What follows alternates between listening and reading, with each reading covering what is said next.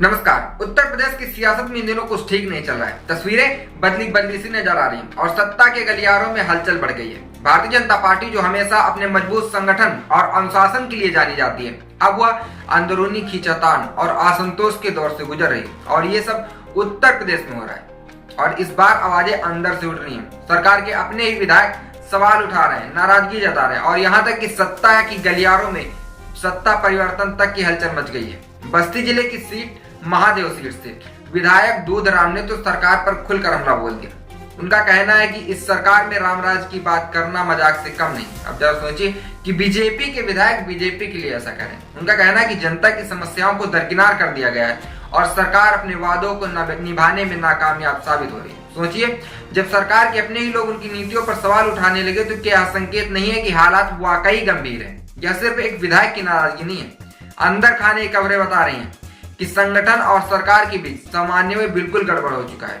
विधायकों को नजरअंदाज किया जा रहा है और उनके सहयोगी दलों में भी असंतोष अब खुलकर बढ़ गया है। सुहेल देव भारतीय समाज पार्टी, जो भारतीय जनता पार्टी की स्वतः सहयोगी है, वह भी अब असहज महसूस कर रही है। विधायक दूधराम ने जब कहा कि बेरोजगारी, भ्रष्टाचार और कानून व्यवस्था चरमरा गई है, तो उन्होंने सिर्फ अपनी बात नहीं की बल्कि उत्तर प्रदेश की एक बड़ी सियासी सच्चाई को उजागर कर दिया।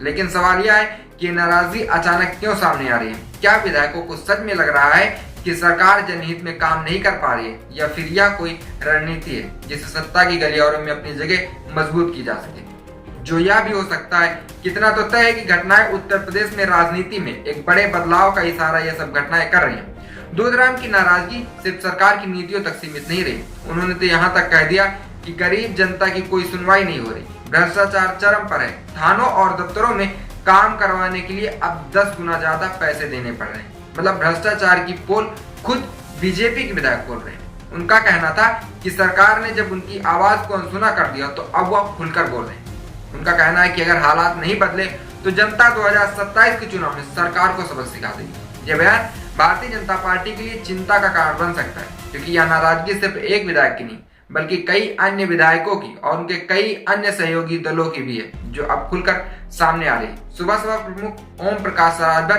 पहले भी सरकार की नीतियों पर सवाल उठा चुके हैं। अगर सहयोगी दल अलग अलग होते हैं तो यह भारतीय जनता पार्टी के लिए बहुत बड़ा झटका साबित होगा, जो 2027 में नुकसान भी कर सकता है। अब बड़ा सवाल यह है कि योगी सरकार इस असंतोष से कैसे निपटेगी। क्या यह नाराजगी सिर्फ एक छोटे राजनीतिक दबाव का हिस्सा है, या फिर यह वाकई में बीजेपी की सियासी मुश्किलों की शुरुआत है। विपक्ष इस मौके का पूरा फायदा उठाने की तैयारी में जुट चुका है। समाजवादी पार्टी और कांग्रेस इस पूरे घटनाक्रम को भारतीय जनता पार्टी की कमजोरी के तौर पर देख रहे हैं। क्या बीजेपी इस संकट को सुलझा पाई है?